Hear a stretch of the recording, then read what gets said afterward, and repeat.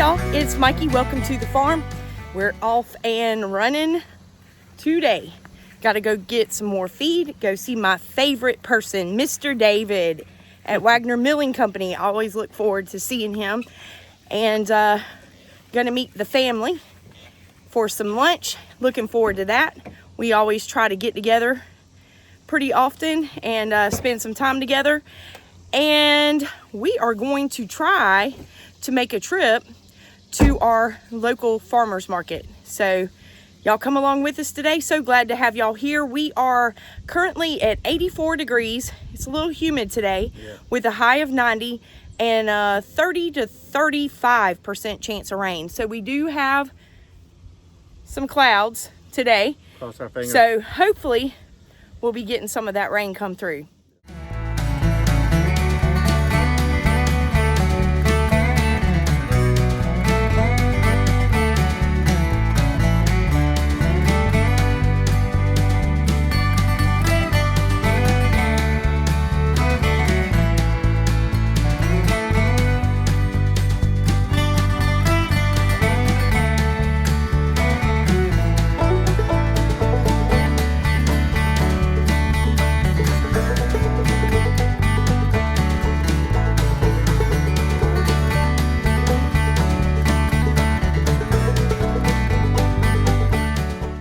So lunch, oh my goodness, so delicious. Got us some good seafood and enjoyed some time with the family. We made it out here to the farmer's market. We're gonna go see if we can find us some good peaches. I'm trying to look for some white peaches. Hopefully they'll have them in. Our farmer's market here is pretty big. It expands a long way around.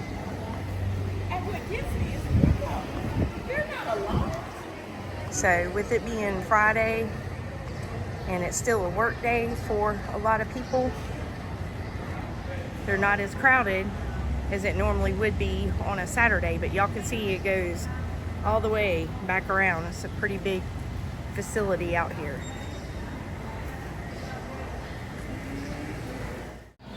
All right, y'all, we are in luck. She has her white peaches in, and we always buy our peaches from this farm. So, and y'all, she's got some Cherokee tomatoes. I've never tried them before, but she said they're good for tomato sandwiches, and I love some tomato sandwiches. So we're gonna try those, see how they are. This is the farm that we're buying our white peaches and our Cherokee tomatoes from. So y'all get a chance, check them out. Y'all see they got a table full of honey, all kinds of good produce and stuff for sale. And they're always out at the South Carolina Farmers Market right here in Casey, South Carolina. Y'all come and check them out. Good looking produce and fruits, vegetables, all kinds of stuff. Peanuts, you name it, they pretty much got it.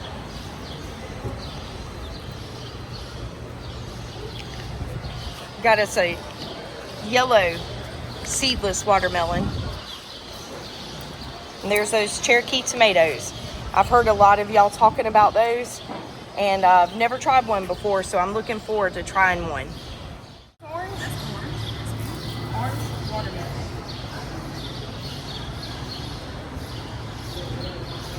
So y'all, this is orange watermelon, and they got some out here that you can sample. That is really, really good. It's sweet. It's really good. Got a load of peaches, y'all. Some nice ones. Those are some good looking peaches. Yeah, they are. So y'all, this is our new facility for our farmers market. And got a little story behind one of the producers out here, Sin Brothers. I remember when the farmer market was closer to our fairgrounds here in Columbia, and I'd always go with my grandma, and she would buy bushels and bushels of beans from Sin Brothers big old bags full of it. And whenever I was at her house, I remember as a child sitting there helping her shell all those beans. So just a little story behind one of the producers out here, brings back some childhood memories. But y'all can see this is a very big facility here. Here in South Carolina, you just never know what you might find on the side of the road. But we're not gonna let that go to waste. Got a couple of loaves of bread that I guess somebody lost along the way in their travels. And we'll be taking that back and feeding that to the pigs and the fish and some of the other farm animals, y'all. Hubby. Yes, ma'am. I told our viewers, we don't let nothing go to waste. No. We pick up our livestock feed on the side of the road, y'all. There's the bread company right down the road, Yeah. where they you can actually go in there and get a whole grocery buggy full of bread, and it's all still in date, but they have to take it off the shelves or something. Right before it goes out of date. Yeah. So they sell it for a discounted price, and you can go in there and get a buggy full of bread. We've actually done that before, and brought it back and crumble it up, give it to the chickens and the rest of the livestock, Yeah. the pigs, and Fish in the pond. the fish in the pond, the geese. Yeah, so I think you can get like a whole buggy full of bread for like $12. Yeah. So anyway, but we found ours for free on the side of the road, and not gonna let it sit there and go to waste. So we are at my favorite place with my good friend Mr. David at Wagener Milling Company, and y'all can see this is why I brag about coming up here. You got members of the community that come in and sit around and share all kinds of information. We didn't get a drop. There's my friend Mr. David sitting in his seat. Hey, Mr. David. Good to see you today. Good to see you. It's a little bit loud back here. I hope y'all can hear me. They got the fans, big old fan blowing. But this is Chris, y'all. If you can hear me. And he is milling up corn for their chicken scratch feed that they sell here at Wagener. Yeah, big old buckets full.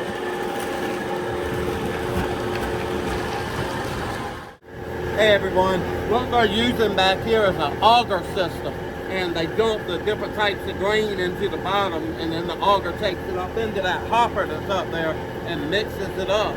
And then when they're ready to fill the bags of grains and stuff, whatever they're mixing for, that comes out into the thing right there in the hopper, and they can pull the lever and put the bags and then put them on a scale and weigh them. The truck out here unloads the grain, and it comes in through that hopper, the auger system, and falls into this room here.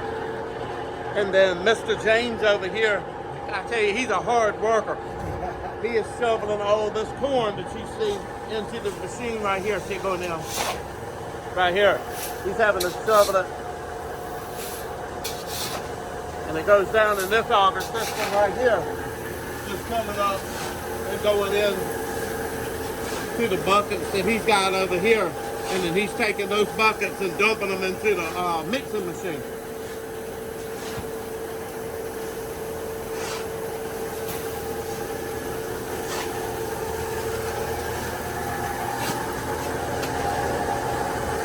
So that's where the trucks pull up. All these local corn farmers bringing their corn in. Mr. James, you do such a good job. Look at that, y'all. A lot of hard work. But they don't make feed like this no more. Not this fresh. And it's so hard to find milling companies now.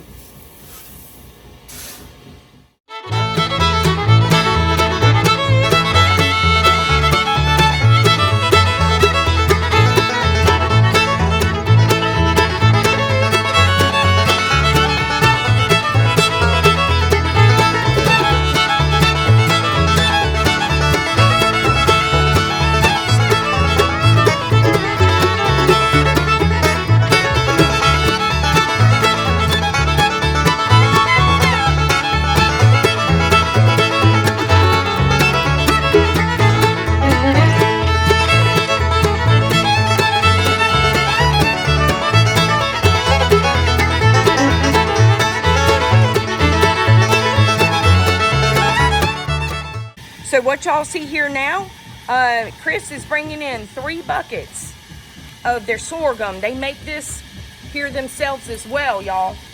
And what he's gonna do is pour that in with all this scratch feed and let it mix in there so good and fine. And this is what I keep bragging so much about, because my chickens absolutely love this scratch off, and y'all can see why.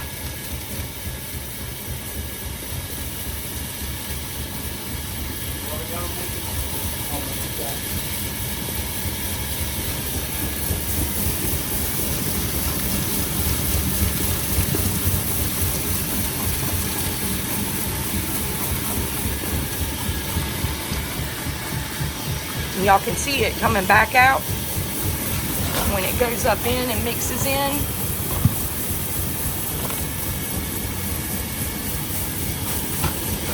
Yeah.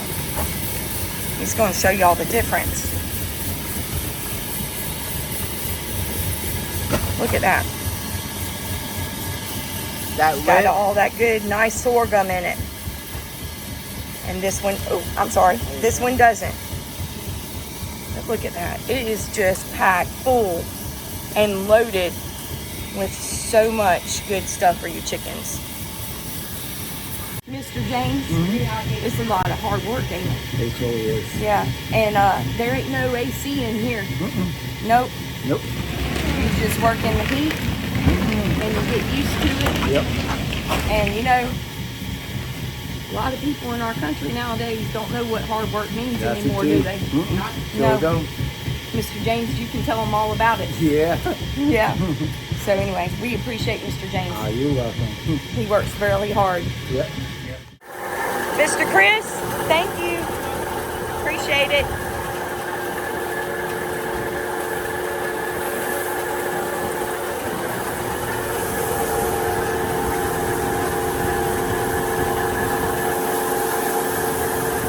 You know, I hear a lot of you talk about how much you would love to visit your local milling company, and a lot of places like this now, y'all, are shutting down. And this is just the old way of doing things. This just slowly dying.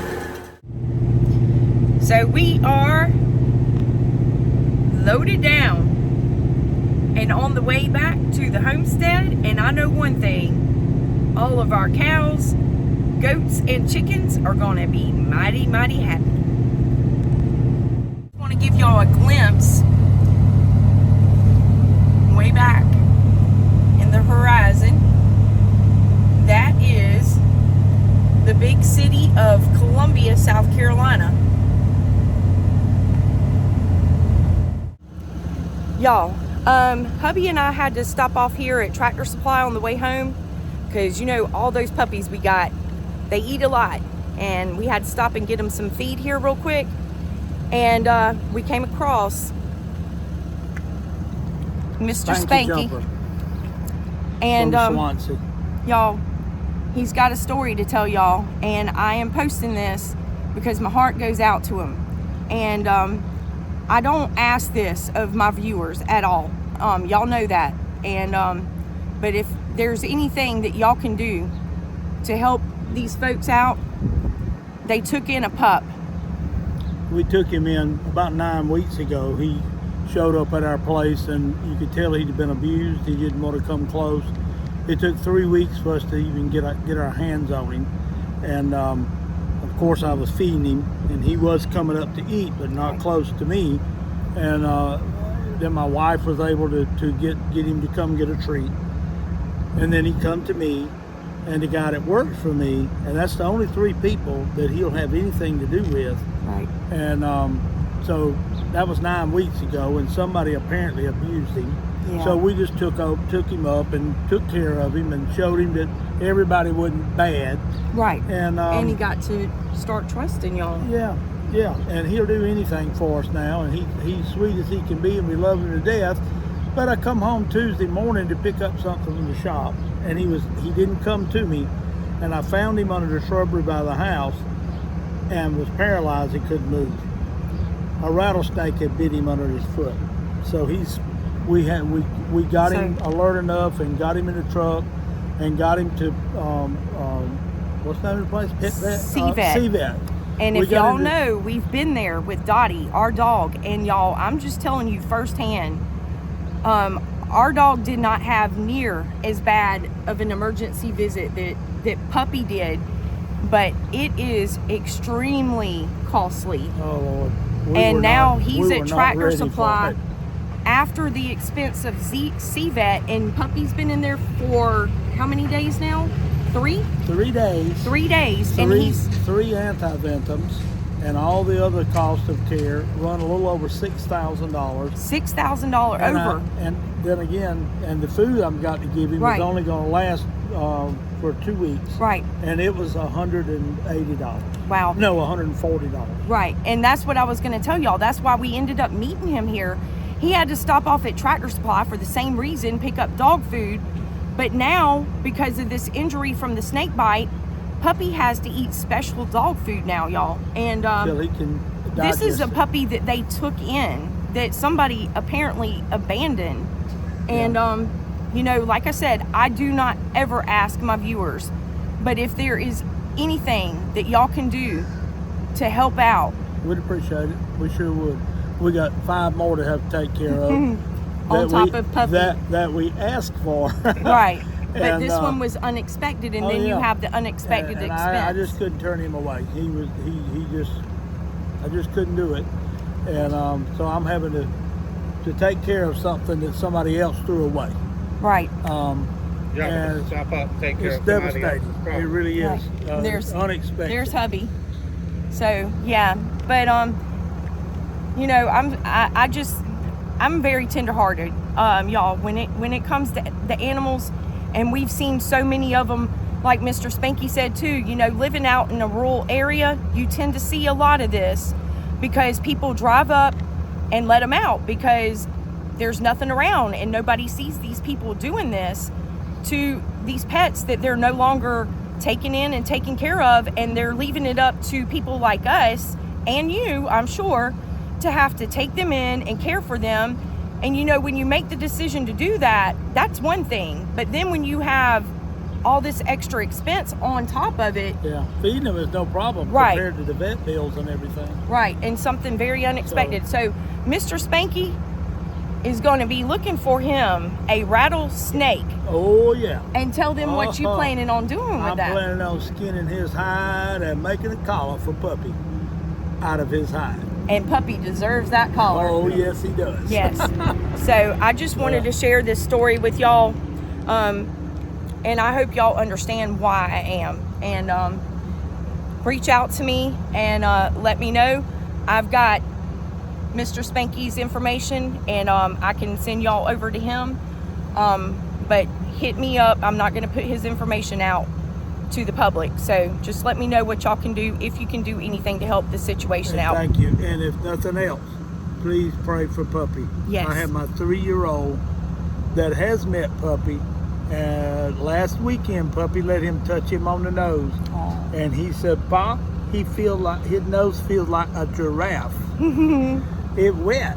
I said, "Yeah, it is. This feels just like a giraffe's nose." And I called Easton, and I said, "Easton, you need to pray for Puppy. A bad snake bit him on the foot." Oh, and a 3-year-old, yeah. I'm not.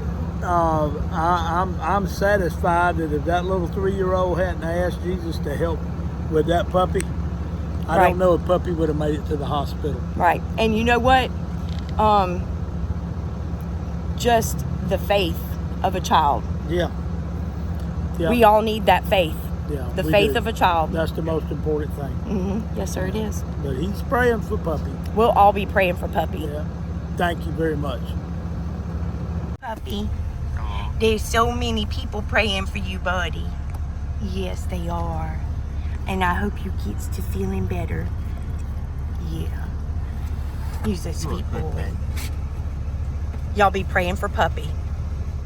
We made it back home and got half the truck bed full of feeds and grains and stuff for the dogs and chickens.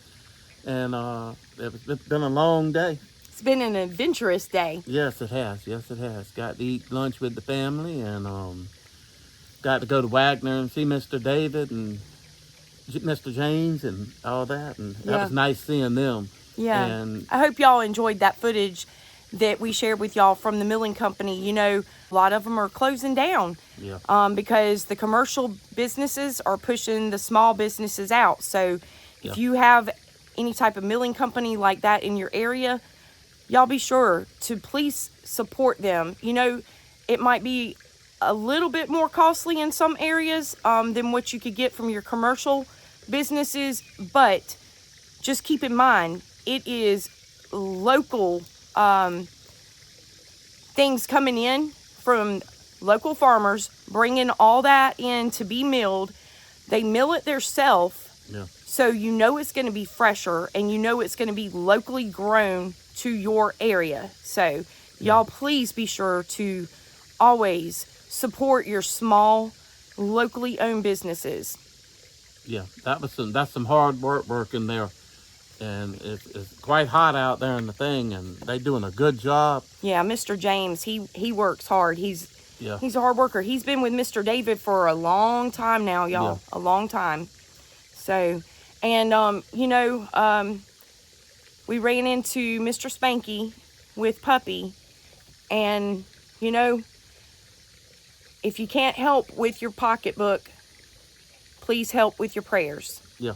And remember to keep Puppy in your prayers. And again, if there's anything you can do monetarily to help out with those expenses, excuse me, y'all, because that's something that was completely unexpected. They took Puppy in and, from somebody else abandoning it. And, it's one thing taking in an animal like that and be willing to take care of it and provide for it, but then to turn around and have to deal with a snake bite and a very expensive trip to the emergency vet, y'all. Yeah, that was...